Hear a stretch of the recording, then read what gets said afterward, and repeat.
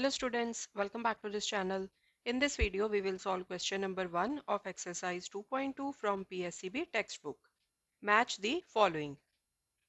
अब इस क्वेश्चन में कुछ डायग्राम्स दी हैं. डायग्राम्स के कुछ पार्ट्स उन्होंने शेड किए हुए हैं. सो शेडेड पोर्शन को हम कौन सी फ्रैक्शन के साथ रिप्रेजेंट कर सकते हैं, उस फ्रैक्शन के साथ हमने इन डायग्राम्स को यहाँ पर मैच करना है. ओके.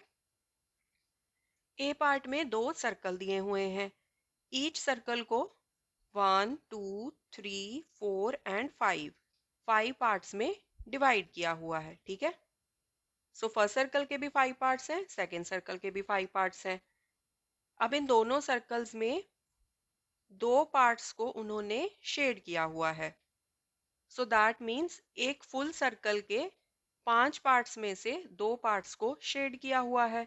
सो इसको हम फ्रैक्शन की फॉर्म में कैसे लिख सकते हैं?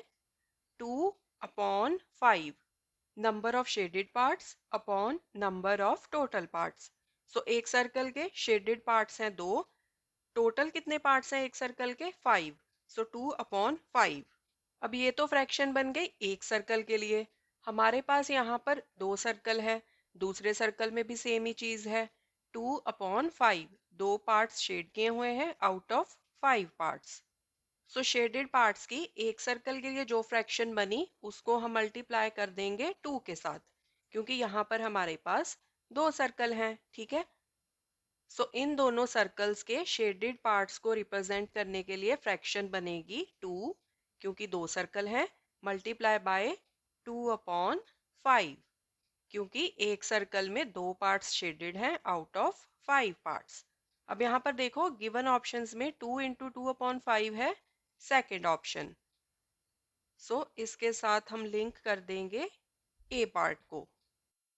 बी पार्ट में यहाँ पर तीन डायग्राम्स दी हुई हैं. तीनों डायग्राम्स को तीन इक्वल पार्ट्स में डिवाइड किया हुआ है, 1, 2 एंड 3. एंड ईच डायग्राम में दो दो पार्ट्स को शेड किया हुआ है. सो अगर हमने एक डायग्राम के शेडेड पार्ट्स को फ्रैक्शन में रिप्रेजेंट करना है तो हम कैसे करेंगे? नंबर ऑफ शेडेड पार्ट्स जो कि हैं 2 divided by total parts of this diagram. So total parts हैं 3. सो फ्रैक्शन बन गई 2/3. अब यहाँ पर टोटल तीन डायग्राम्स दी हैं एंड तीनों ही डायग्राम्स में दो पार्ट्स शेड किए हुए हैं out of 3 parts.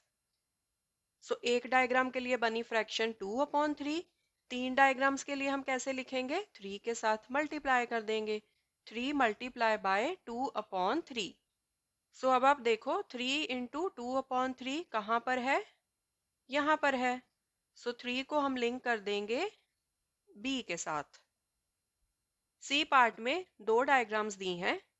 Each diagram को टू इक्वल पार्ट्स में डिवाइड किया हुआ है, 1 एंड 2.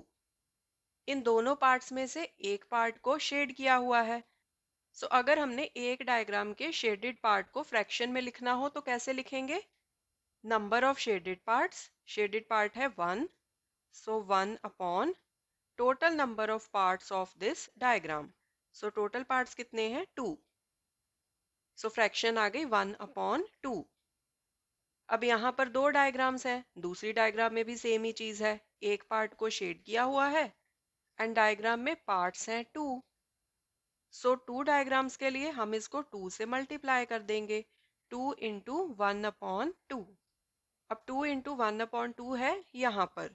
सो 4 को हम लिंक कर देंगे सी के साथ. डी पार्ट में तीन डायग्राम्स दी हैं.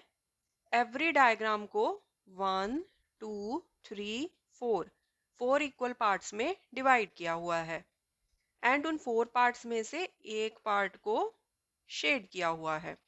सो अगर हमने एक डायग्राम के शेडेड पार्ट को रिप्रेजेंट करना हो तो हम कैसे लिख सकते हैं? Number of shaded parts, shaded part है 1 divided by total number of parts. So total number of parts हैं 4. सो फ्रैक्शन आ गई 1/4. अब ये फ्रैक्शन तो आई है एक डायग्राम के लिए. हमारे पास है यहाँ पर तीन डायग्राम्स, तो हम इसको मल्टीप्लाई कर देंगे 3 के साथ. 3 इंटू 1/4. अब ये है यहाँ पर 3 इंटू 1/4. सो इसको हम लिंक कर देंगे डी के साथ. So this was question number 1. In the coming videos, we will solve more questions. Thanks for watching. Take care.